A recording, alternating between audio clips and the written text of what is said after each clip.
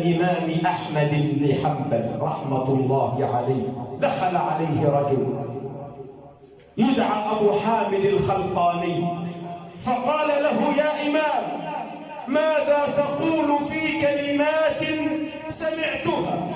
قال: وما ذاك؟ فقال له أبو حامد الخلقاني: أإذا ما قال لي ربي: أما استحييت تعصيني وتخفي الذنب عن خلقي وبالعصيان تأتيني، فما قولي له لما يعاتبني ويقصيني؟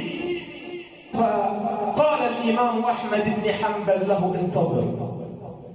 أراد الإمام أحمد أن يتمثل الموقف تمثلا عمليا، فدخل إلى داره وأظلم غرفته.